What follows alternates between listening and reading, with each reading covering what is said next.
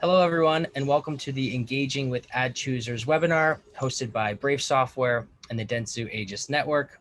My name is Clayton Hartford. I'm the Director of Sales at Brave Software, and today I'm joined by Amy Siegel, Vice President, Digital Director at Dentsu Aegis Network, along with Daniel Bauman, Digital Media Manager, Dentsu X, and Donnie Dvorin, Head of Sales at Brave Software.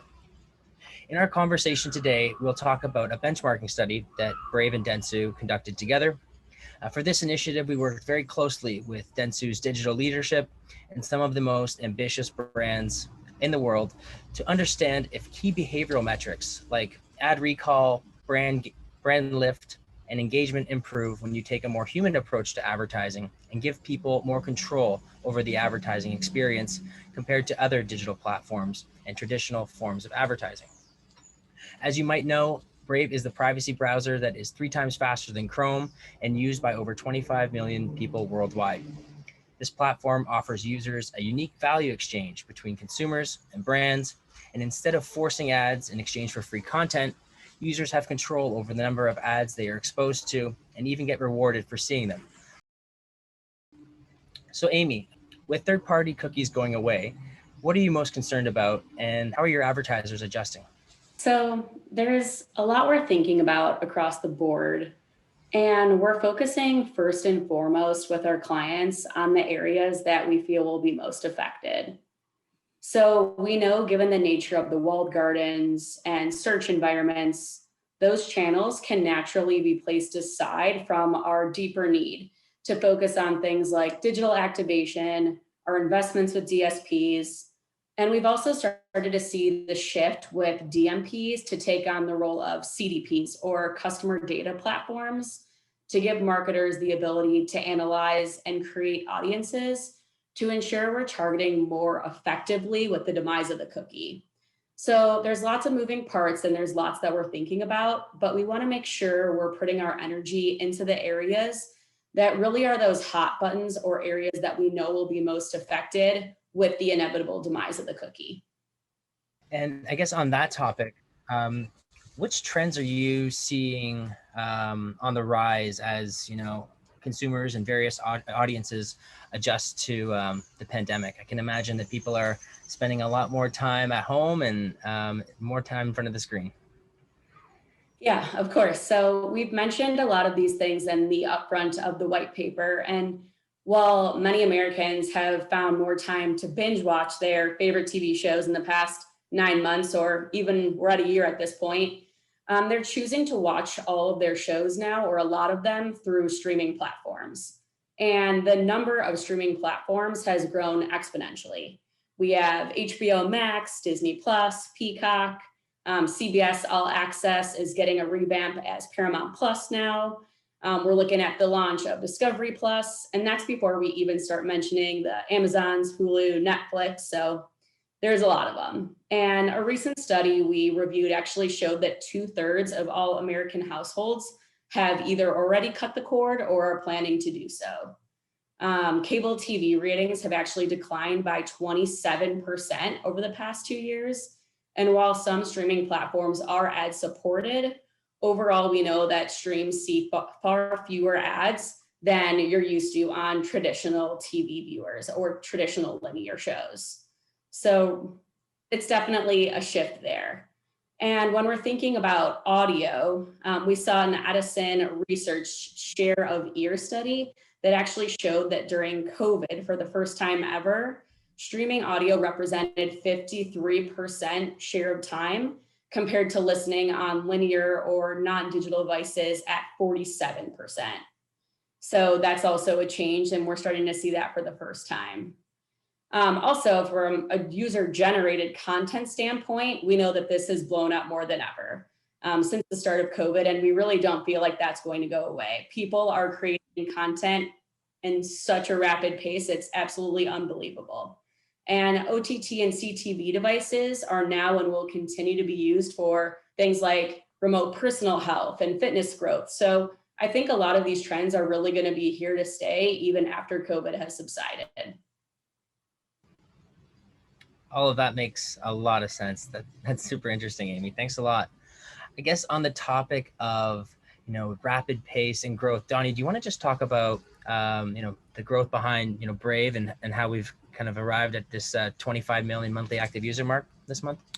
Sure. Yeah. I mean, I think it's good to just start with like, what again is Brave for anyone who doesn't know, but it's, a privacy browser, the privacy browser. And what does that mean? It means that it blocks ads and trackers and things that are not protecting your privacy. And so, there's regulation going on. There's GDPA and GDPR and CCPA, and but more importantly, that consumers continue to raise their hand and say, "I don't want to be tracked anymore. I really want my privacy." So that's one big reason why we're seeing a growth, and we've gone from a year and a half ago, around 5 million users to 25 million users now. So we've 5x'd our growth. And another reason why consumers are choosing Brave is it's wicked fast when you use it. I mean, it's 3 to 6 times faster than other browsers out there, because when you use the browser, you don't have any of those trackers that are basically, slowing down your machine and slowing down your browsing experience. And it also saves on battery and it saves on internet. Like there's a lot of other, secondary and tertiary reasons why it's so great. So yeah, and then we can get into the ad model, but go ahead, Clayton. Yeah, let's dive into the ad model. So it's obvious you and I both know that the ad model is quite unique. Would you mind explaining it and just kind of tell us why people are opting into ads and what's the real value exchange and benefit? Yeah, so the real benefit is that we have a utility token called Basic Attention Token.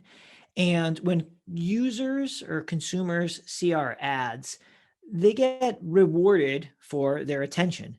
So about 70% of all ad dollars go back into the users that have seen those. So if Dentsu does a buy with us for $100,000, $70,000 gets redistributed to all the people that have seen the specific brand's ads. And so, a user could, make anywhere from like $5 to $10 a month, and it adds up. I mean, my browser right now, I have over $200 worth of BAT just by keeping it on like a frequent flyer mile.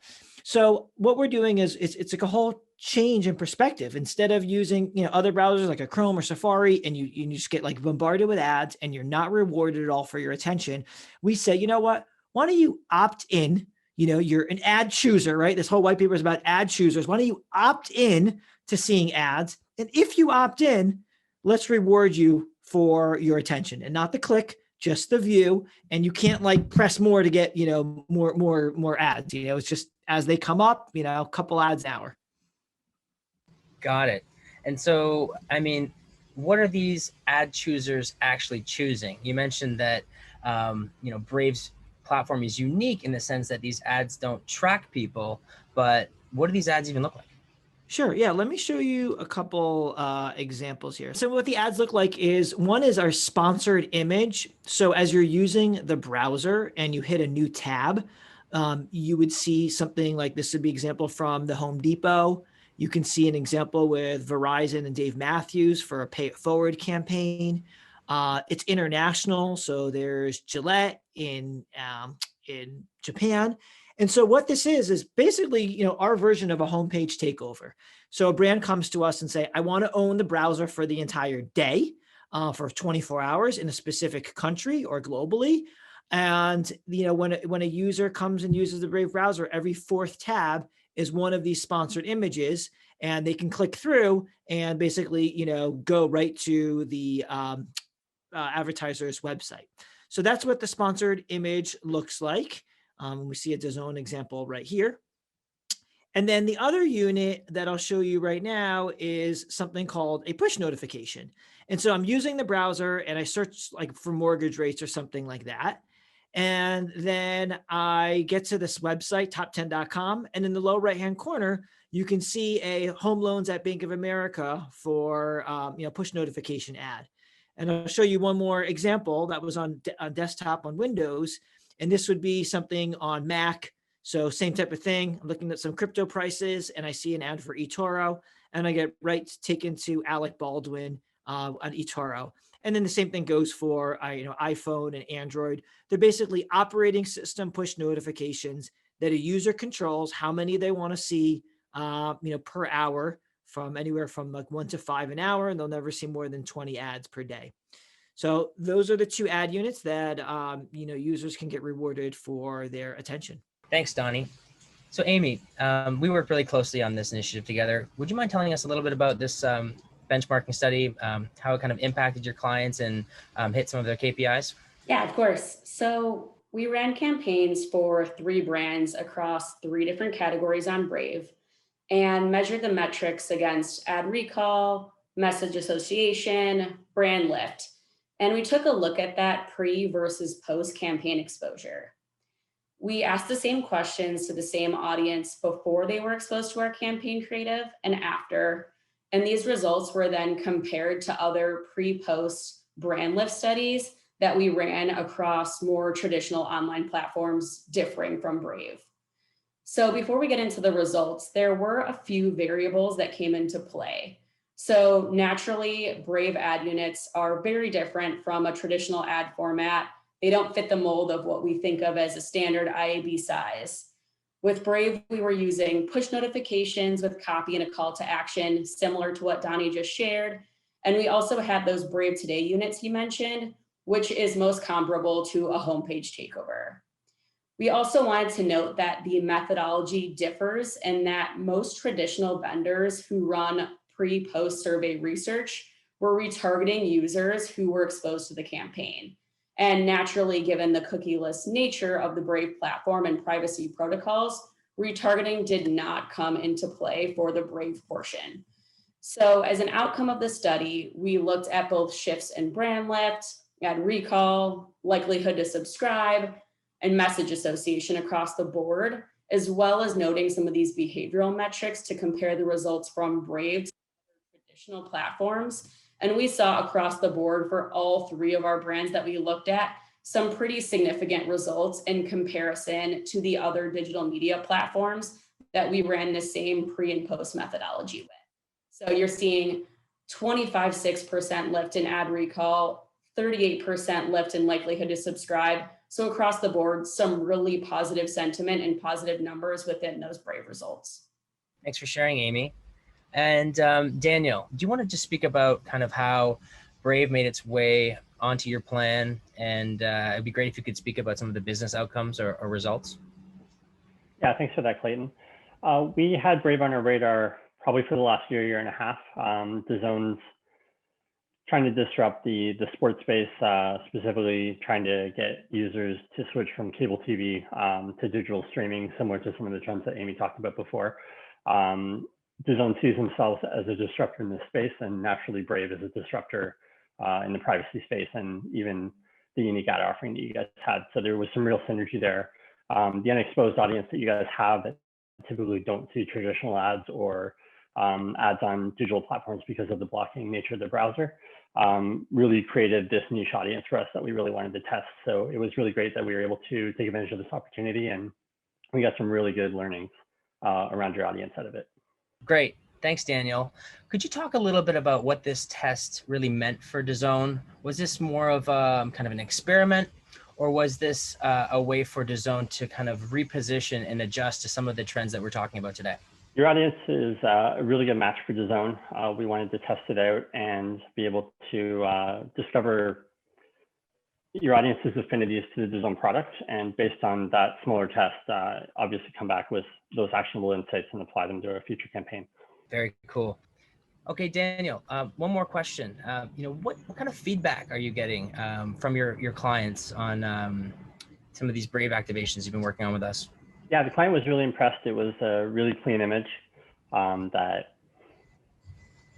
really felt contextual versus just an ad being put in front of them. The creative came out really rich, and the push notifications performed really well for us.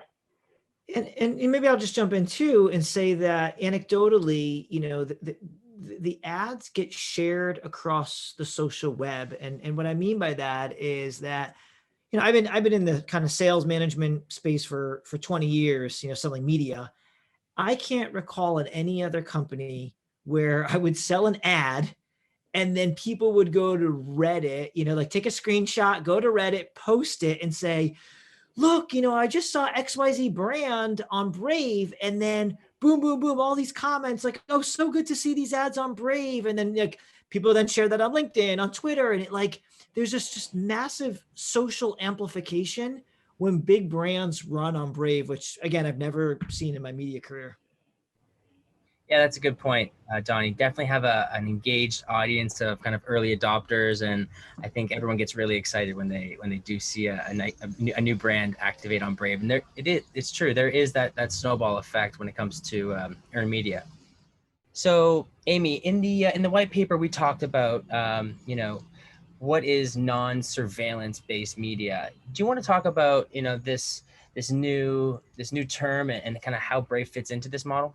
Yeah, so non-surveillance based media is a term we've just recently started using at Dentsu to classify ad formats that don't allow tracking or cookies due to privacy protocol and are not gathering information on their user base for retargeting purposes or otherwise. And given Brave requires users to actually opt in to receive their ad enhanced experiences, Brave fits into that model of non-surveillance based media, which is very unique in its current state and something I think others in the landscape are trying to adopt or will soon try to mimic in some way. Got it. Thanks, Amy. So I guess in closing, I'd love to just pass this question around to all of you here today. In 1 minute or less, what advice do you have for brands and marketers with respect to the future of advertising? And Amy, we'll start with you. I would say that the best thing to do is focus on innovation as the industry continues to evolve. Figure out those areas where you can really be cutting edge while also speaking in a very authentic way to your audience, and just make sure that it always feels authentic to the brand, but in a unique way, in a unique light. That's great advice. How about you, Daniel? Yeah, I think it's important for brands and marketers to test spaces, especially ones such as Brave. You guys are very future-proofed for the cookieless future we're about to have over the next coming years. You're really well positioned. Your revenue sharing model with users helps drive ad engagement in a really native way that doesn't feel like you're being bombarded with ads as you see on other channels.